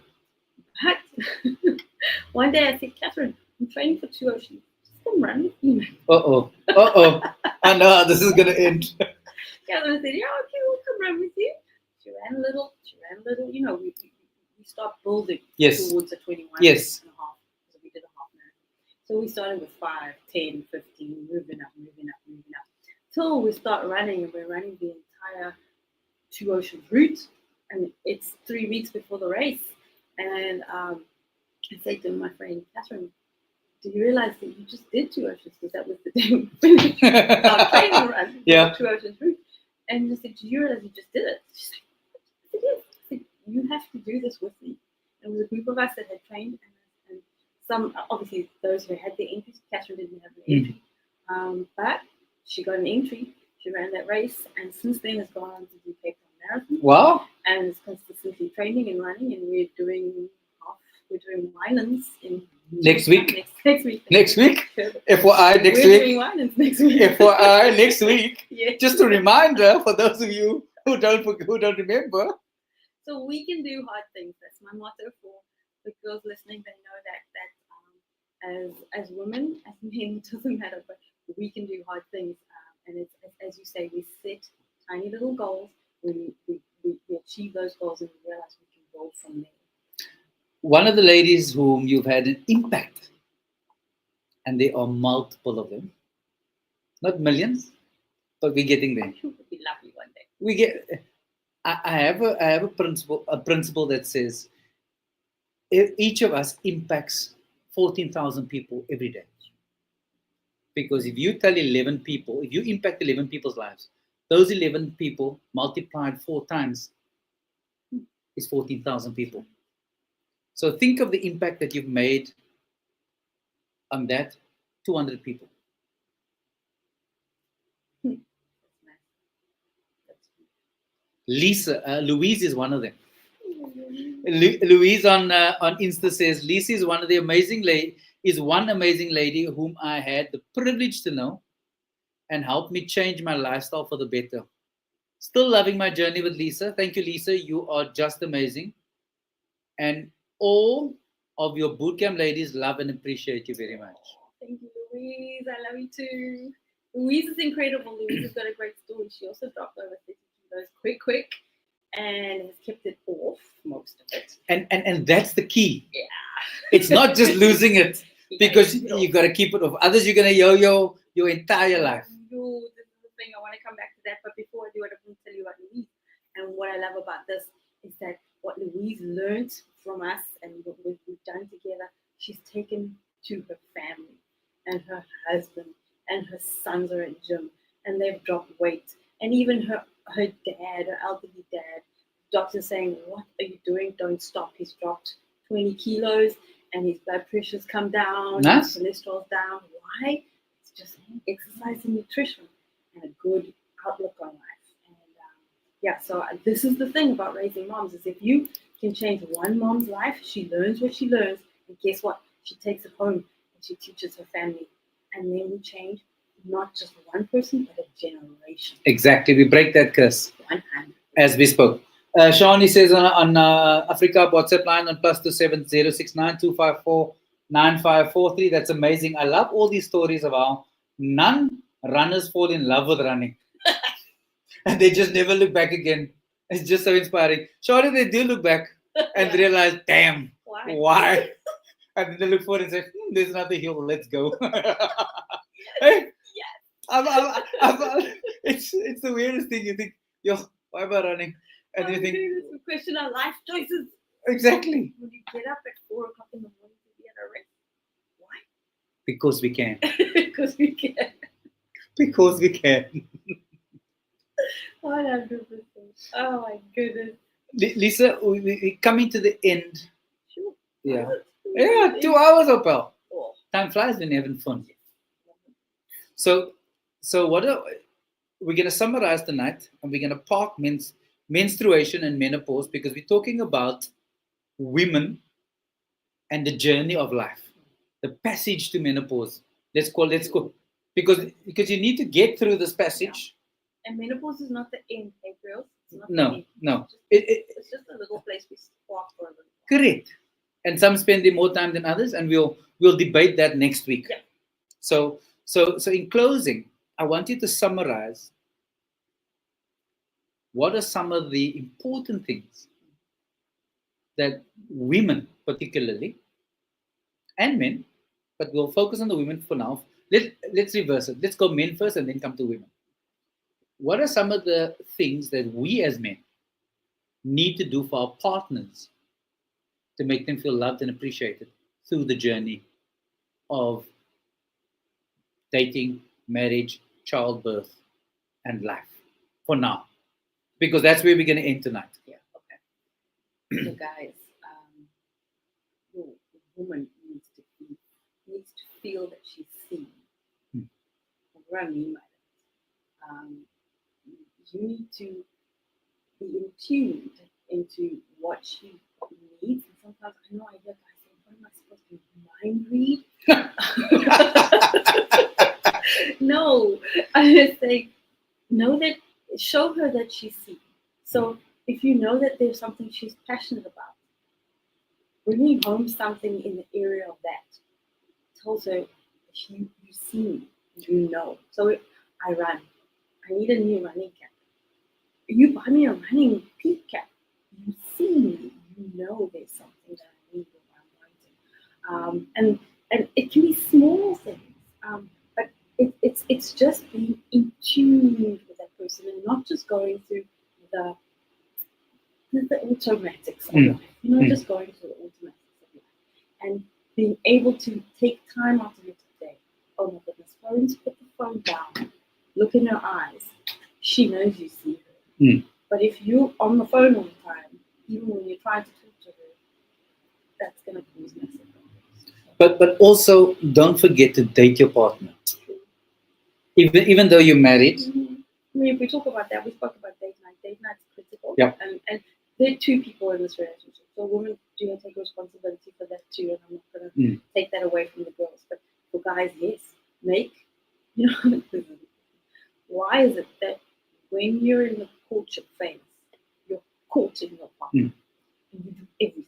Yeah. You plan, you go on romantic dates. You think about things that she will enjoy. You open the door for you get married, it's game over. Why? Why do we stop pursuing? Why do guys stop pursuing their wives after they get married? That is a massive issue. Something that if you want to keep the spark, keep pursuing. Keep thinking about things you can do for her. Why I have you? What's the point? Why do I need to continue this game? It's over. I have you. Because that's what a girl needs. And why not? What a girl wants. What a girl needs. But guess what? When a girl gets what she needs, what do you get? You get what you want. There we go. You know, I mean, you think of somebody who plays golf fairly often. You're right. Clearly, Julia's doing something right for you to play golf that often. Tell him. So yes. And my colleague Cecilia and I on her show, Midday Reflection, spoke about the 5 love languages, which is another interesting conversation there. But in the interest of time, we shall not go down that branch. From a lady's perspective, what would be some of your polls for women? Sure. And this could take 2 hours, I'm sure. But I'm going to be quick. Yes. Sure. Sure. First and foremost, stop making everything else a priority. Make you a priority. Because remember, if you don't work, nothing in your world works. And we can do things on autopilot for only so much. There comes a time where the wheels come off, things fall apart, and you find yourself in a dark place. And that's normally as a result of you not taking care of yourself. So you need to make time for you. Number one, it's a non-negotiable. Just like we can diarize our kids' appointments and our work appointments, after school, sport, and everything else, and stuff, and our husband's dinner things for work and all the rest of it. Why don't we diarize our own time, whether it be Pilates, gym, yoga, going for a walk with a friend? Here I am say this very important. Women thrive off connection. Guys, women thrive off connection. If you cut them off from their friends, if you say, and this is the thing, when people get married, they see each other and they just want to spend time with each other. No, a girl needs her girlfriend. And it's very important that women spend time with like-minded women in order for them to start to thrive. They thrive beautifully and they come back home a better person. Absolutely. So connection is critical. So take care of yourself. Don't neglect your female connections. It's very important. In fact, it's actually been proven that women who have at least 3 or 4 close girlfriends live longer. Right? So you're gonna have your girlfriend. And that's not in the Afrikaans word net verskynne. Yeah. Not at all. Not at all. I have a group of friends and we have a funny group. 3 of us. We have a funny group on WhatsApp. It's called Retirement Compound Plan. Oh my gosh. What do you think that's called? We're planning a compound where we will live when we're old together. Because we have planned. Because statistically, it has been proven that women live longer than men. Yeah. So, Jules, watch it, my bro. We're planning. But anyway, so you got to stay connected. You got to make time for yourself. Got to focus on your sleep. Women need more sleep than men. So if the girl's tired, she's tired for a reason. So you've got to prioritize your sleep, and you've got to prioritize your nutrition. If you got those things working together, exercise, nutrition, sleep, connectivity, you're going to be thriving. You're going to be feeling a heck of a lot better. And yeah, putting the building blocks to becoming a better version of yourself. Lisa Blumeke, it has been interesting. So, It's been fun as usual. We always have debates on multiple topics, and tonight is no different. no. But it's vital conversations that need to be aired. It's conversations that often happens, like you say, 2 or 3 women having a conversation behind a closed door because I'm too afraid to talk about the unspoken stuff. I'm too afraid to say that I'm battling. I'm too afraid to acknowledge that I need help. And we need to change that narrative. We need to break that cycle. We have to save ourselves and save the women around. And save the families. Absolutely. Ladies and gentlemen, we've come to the end of our show. We'll be back next week for my last show of 2024 because I won't be in South Africa for the whole of December pretty much. Yeah, we'll talk about that next week maybe, but that's not why I won't be here. So Lisa, thank you. We'll Thank you. I appreciate it.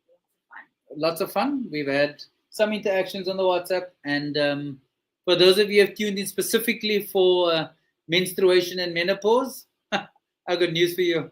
We'll see you next See week. you next week. We'll be back next week. I promise. Well, we will talk about menopause. We'll talk about menstruation, and I want you to think about our menopause, or are you scared about menopause? Firstly, secondly, if you're in menopause, what's it like? What's it like? Write down your feelings, write down your thoughts, and compare it to where we're going next week. Let's see if we're on the same page. Because Lisa and I have a different perspective. Lisa's got a personal perspective. I've got an academic perspective. Because I've studied this and I know this through academics, studying sport, etc., and coaching. Yeah. But I would never be able to experience it as a human being. So it's good to have both perspectives. But the third perspective is what our listeners think. And in the same vein, think about your menstrual cycle. And it sounds weird from a guy, you know?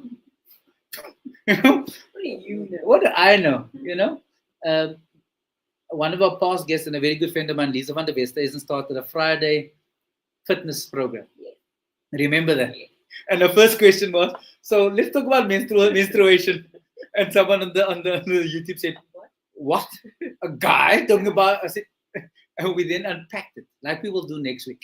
Our menstruation, the entire cycle affects sport performance, and how it affects your interaction with people, which most people don't even think about. Guys are certainly not aware. No. But it does affect people. Absolutely. So next week, that's where we're going. We're going to have that conversation, and some of the conversation may be blunt, but it's an education. It's a journey. It's a journey. So thank you everybody for being part of the conversation. We'll be back. I'm going to play out to the song because Lisa said we all need love, and particularly women. So a song by Ray Parker Jr., A Woman Is Love, just like you do. Have a good evening. Have a good week. I'll see you. Lisa and I will be back next week. Talk about menopause and menstruation. Have a good week. Stay safe. My name's Alton, and this is Walk to Wellness. Ciao.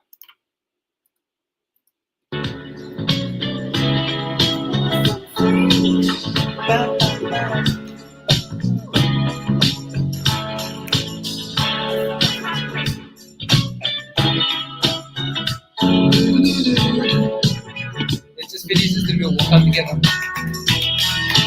Woman needs love just like you do. Don't get yourself into thinking that she don't. She can fool around just like you do. Unless you give all the love she wants. Don't make the mistake of thinking from yesterday. No longer will those old double standards be accepted by the women of today. So when you think you're fooling her, she just might be fooling you. Remember, if you can do it, she can too. Because a woman needs love just like you do. Hey, don't kid yourself into thinking that she don't. She can fool around just like you do. Unless you give her all the love that she wants. When her eyes are begging for affection, don't put her off, don't make her wait. But don't try to give her that worn-out excuse about being tired and working late. I tell you, one day you'll come home early from work. Open up the door and get your feelings hurt. Because she needs it, just like you do. A woman's got to have it, whoa yeah, just like you. If you're smart, just like you, stop fooling around, yeah. Cause she will too, oh, just like you do. And the thinking that she don't, just like you do. Now an example to you, by the time you're Jack returned up the hill, somebody else has been loving you. A woman needs love just like you do.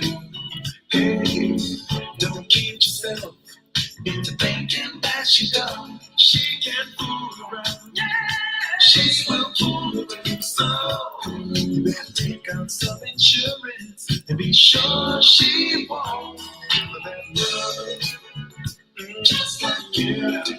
That sweet, sweet love. She wants it just like you. 'Cause she can fool around just like she would do around. With you or without you, just like you do. Woman needs love, just like you do.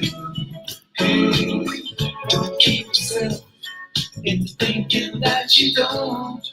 She can fool around, just like you do.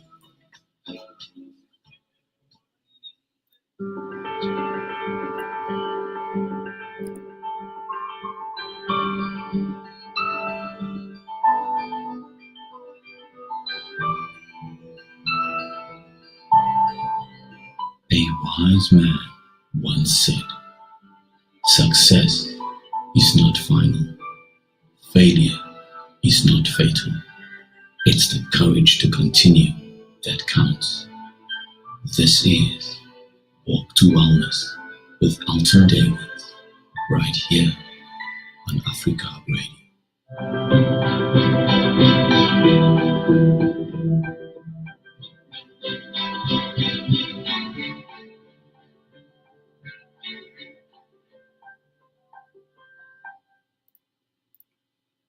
Thank you, everybody. Ciao.